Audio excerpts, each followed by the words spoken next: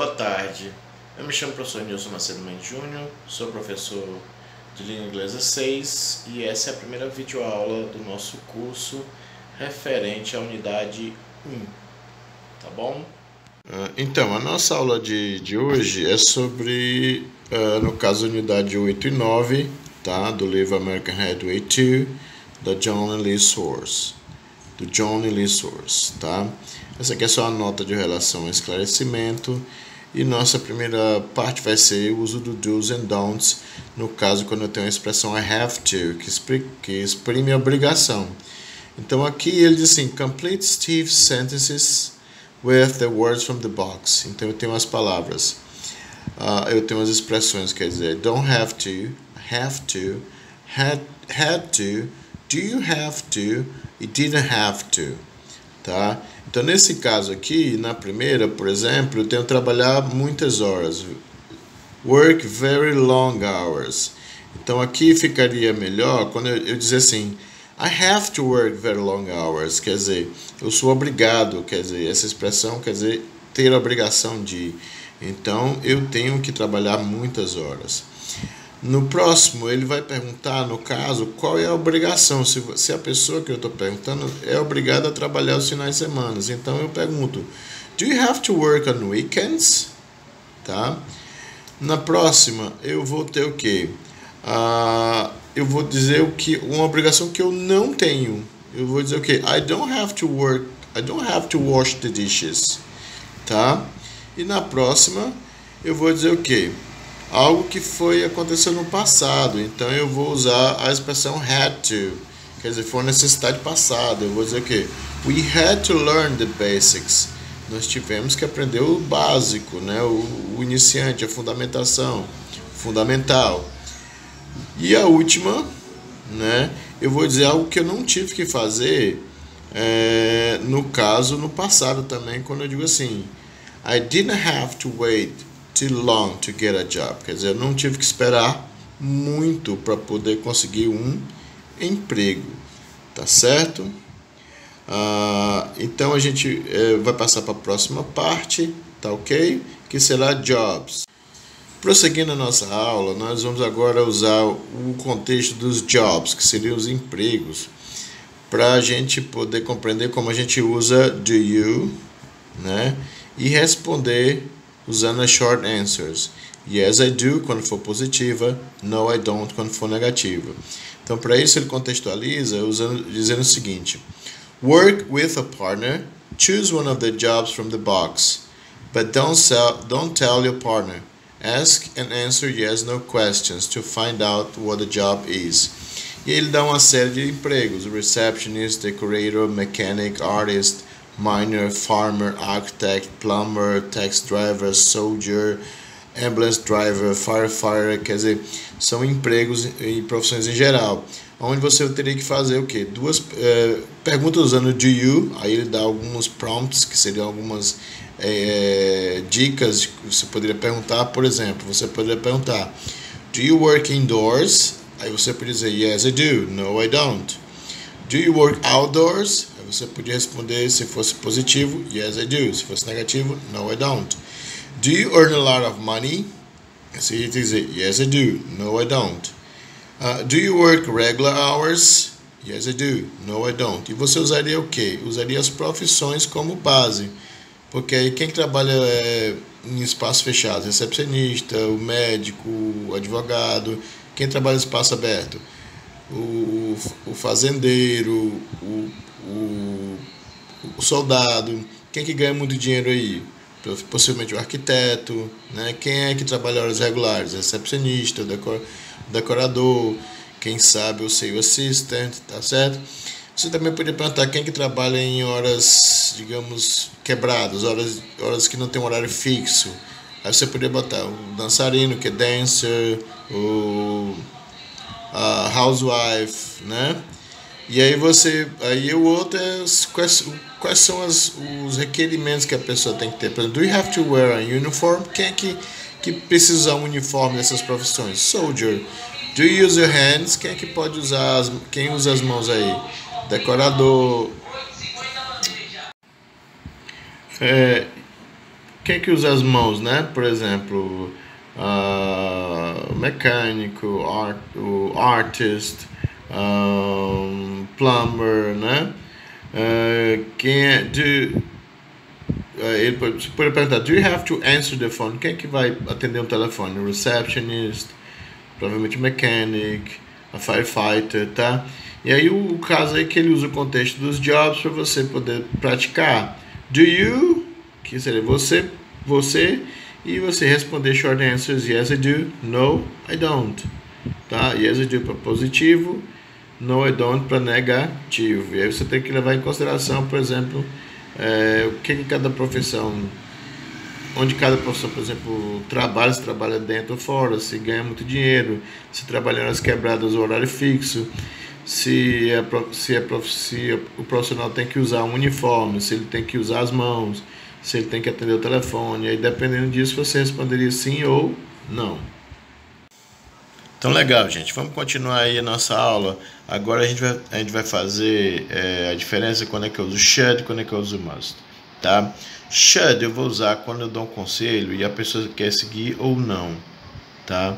Já must, quando eu dou um conselho ou eu dou, digamos assim, uma dica, eu falo para alguém usando must, a pessoa realmente, eu dou a entender que ela tem que ir, que seria uma obrigação ela ir. Então, por exemplo, quando você tem match the problems and suggestions, what advice would you give, né? Associe os problemas e sugestões, qual é o conselho que você daria? Então, por exemplo, problems, I'm working 16 hours a day. Então, qual é a sugestão que eu poderia dar? Eu digo assim, eu poderia dizer assim, a sugestão seria talk to your boss. Então, se eu estou dizendo I'm working 16 hours a day, eu vou dizer I think you should talk to your boss. Se eu digo I can't sleep, eu não consigo dormir, então qual é o conselho que eu vou lhe dar? I think you shouldn't drink coffee at night. Tá? Se eu digo assim, my ex-boyfriend getting married, eu também vou dizer I think you shouldn't go to the wedding. Tá? Ou eu podia dizer também, se eu achar que você não deve, não tem que ir mesmo, eu posso dizer assim, I think you mustn't go to the wedding. Agora, se eu digo assim, I've had a terrible toothache for weeks, quer dizer, eu tô com dor de dente há semanas, então eu não posso mais esperar. Então, não é questão de ir ou não. Então, você vai dizer o quê? You must go to the dentist. Ou você pode dizer, I think you mustn't wait and go to the dentist. Tá? Então, é isso. Should é um conselho que você segue ou não. Must é um conselho que, na minha opinião, você tem que seguir. Você tem a obrigação de seguir. Vamos fazer agora um pequeno exercício, tá bom? Então, nesse caso, eu teria que usar should not, must, should, don't think you should. Por exemplo, no primeiro, é o caso lá do problema. Eu estou trabalhando 16 horas por dia. I'm working 16 hours a day. Então, eu vou dizer o quê? I think you should talk to your boss. Eu acho que você tem que falar com o seu chefe. Se eu estou tendo insônia, eu vou dizer o quê? You shouldn't drink coffee at night. Or I think you shouldn't drink coffee at night. Se seu ex-namorado vai casar, o que é que eu posso dizer para você? I don't think you should go to the wedding. Ou eu posso dizer, I think you shouldn't go to the wedding. Ou I think you mustn't go to the wedding. Então, eu também tenho o quê? Se eu tô com aquela dor de dente horrível há semanas, eu vou dizer o quê? You must go to the dentist. Don't wait. Né? Você tem que ir ao dentista, não espere, tá bom? Dando continuidade à nossa aula, a gente vai tratar da Unit 9, que é Going Places, e que ela trata de Time Conditional Clauses. Aqui eu tenho uma situação que é o seguinte: Claire and her friend Annie are taking a year off from school to travel. Quer dizer, a Claire e a amiga dela, a Annie, vão tirar um ano, né, sabático, um ano de férias, antes de viajar, antes de ir para faculdade. E aí ele disse, complete the sentence with phrase from the box below. Então eu tenho duas situações, metade da frase e a outra metade embaixo. A primeira já está feita. É uma situação que envolve que a certeza que é algo que isso vai acontecer, porque ela é assim: we are traveling around the world before we go to college. Quer dizer, nós vamos viajar pelo mundo antes de irmos para a faculdade. Na segunda é uma outra certeza. né? Porque ela diz, we're gonna leave, e eu teria que usar a letra B, as soon as we have enough money, né? Nós partiremos tão logo tenhamos dinheiro suficiente. Na 3, eu tenho uma hipótese, mas ela também tem uma certeza que ela pode expressar. E você vai usar o quê? Usaria a letra